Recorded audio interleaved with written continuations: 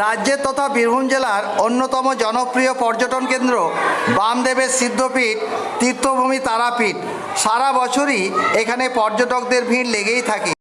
পর্যটকদের ভিড় বাড়ল তারাপীঠে। বুধবার দুপুর থেকেই সেই ভিড় লক্ষ্য করা যায়। হোটেল ব্যবসায়ীদের অনুমান শীতের শুরুতেই পর্যটকদের ভিড় আরও বাড়বে। তবে দিল্লির লালকেল্লায় বিস্ফোরণের পর দেশ জুড়ে হাই অ্যালার্ট জারি হয়েছে। তাই ভিড়ের সুযোগে কাজে লাগিয়ে নাশকতা রুখতে পুলিশের পক্ষ থেকে তল্লাশি চালানোর পর মন্দিরে পর্যটকদের ঢুকতে দেওয়া হচ্ছে। একাধিক জায়গায় পুলিশের নিরাপত্তারক্ষীরা রয়েছেন।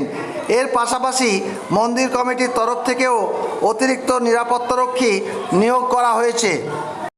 ব্যবস্থা নেওয়া আছে। যখনই আমরা শুনেছি বা টিভির সংবাদ মাধ্যমে দেখেছি, আমরা সঙ্গে সঙ্গে আমরা তারাপীঠ মন্দিরে বৈঠক করে এবং স্থানীয় প্রশাসনকে জানিয়ে আমরা খুব কড়া নিরাপত্তা রেখেছি তারাপীঠ মন্দিরে।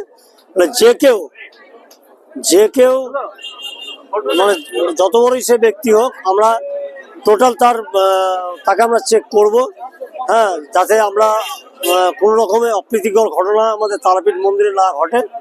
তো নজরদারি এবং যেটা বলতে চাইছেন, আমাদেরকে স্থানীয় পুলিশ প্রশাসন খুব হেল্প করেছে এবং তারাপীঠ মন্দির নিরাপত্তাতে চাদরে মুড়িয়ে দেওয়া হয়েছে।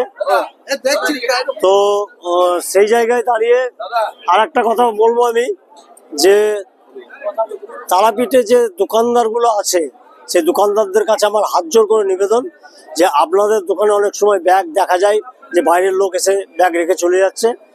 ইমিডিয়েট আপনারা সেটার প্রতি নজর দেন এবং সেখানে আপনারা এক কাজ করুন, আপনারা দোকানে সিসি ক্যামেরা লাগান এবং সেই ব্যাগ তাকেই খুলতে বলুন, তাকে সেই চেক করুন, তারপর আপনি রাখুন। নিরাপত্তা প্রচুর বাড়ানো হয়েছে এবং আমাদেরকে সাহায্য করছে আমাদের তারাপীঠ পুলিশ স্টেশন এবং আমাদের পুলিশ প্রশাসন যেটা আছে আমাদের, সেটা আমাদেরকে খুব হেল্প করছে তারাপীঠ মন্দিরকে। আমরা সকাল থেকে আমাদের মেটাল ডিটেক্টর দিয়ে চেক করছে এবং থানার স্যাররাও আছে এবং আমাদেরও যে মন্দির কমিটির যে নিরাপত্তা রক্ষী রেখেছি আমরা, তারাও আছে।